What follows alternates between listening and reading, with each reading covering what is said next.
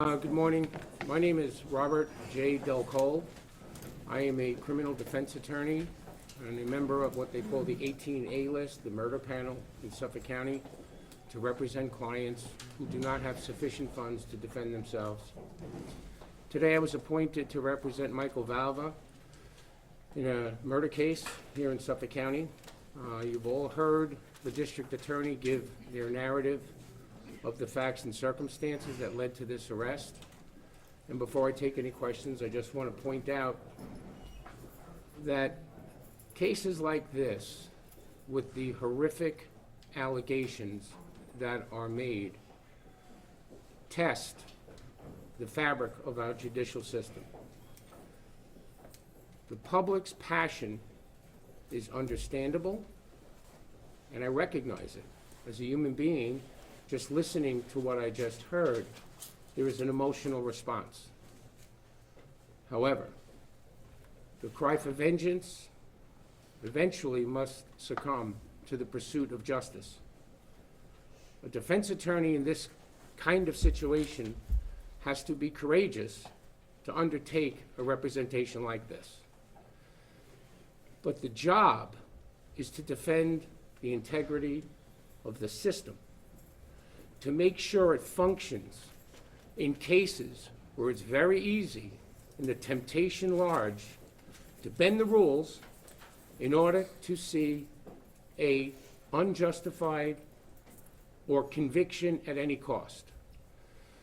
I've often said you don't represent a client in this sort of case.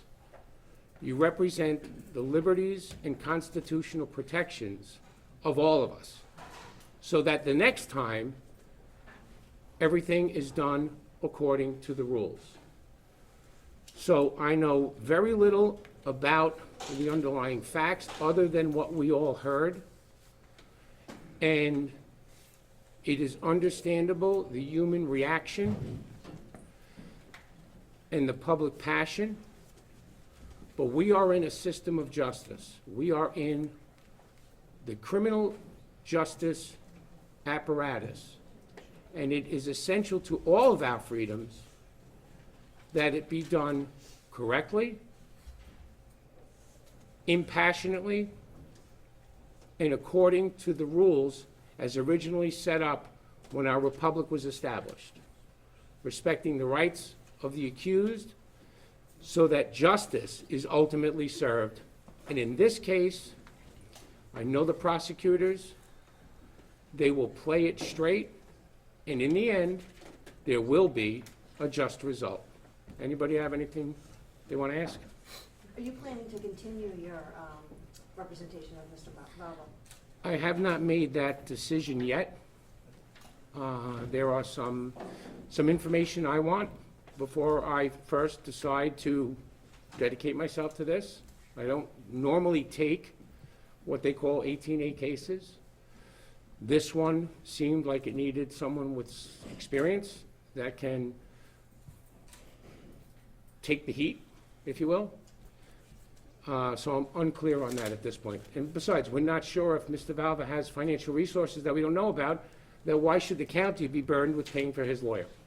Have you spoken to Mr. Valva at all, briefly at all? Has he said anything to Yes, you? I've spoken to him. Can you tell? I can't disclose that, it's privileged, I'm Is sorry. there any version of events that he's going to put forth?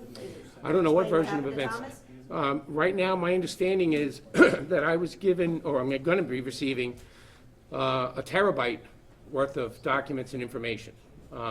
That's a lot of documents and information.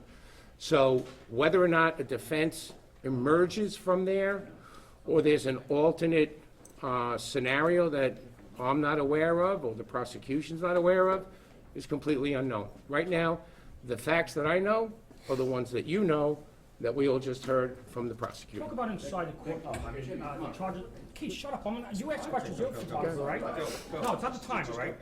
You always be a wiser. Don't be a wiser. I need a whistle right? and a striped shirt. The Go question ahead. is, the question is, inside, he looked like he wasn't remorseful at all. I mean, the charges being read, just standing there. You know, I've represented people charged with every stripe of crime. Hardened gangsters to people that just do stupid things while they're drunk or whatever. An arraignment is a surreal experience many defendants, no matter how heinous the allegation, seemingly go into a state of shock. So don't read a stone face or a lack of emotion for a lack of remorse.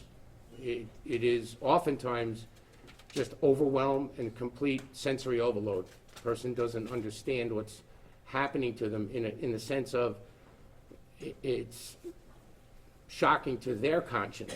So I haven't even gotten to know the man well enough to tell you what he's feeling, because I haven't had that conversation with him yet. Has he given you any indication of why, his side of the story? No. Nothing?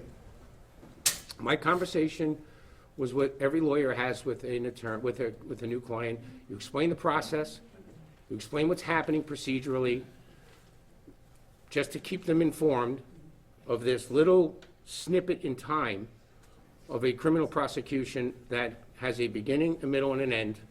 And this is the very, very beginning. Tommy's mother blames a lot of people for what happened beyond, obviously, your client, perhaps. Yeah. You were talking about the justice system.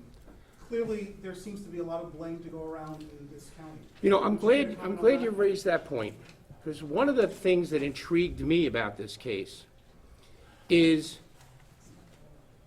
the collateral benefit, if you can say something so horrific, might ultimately have a positive to it.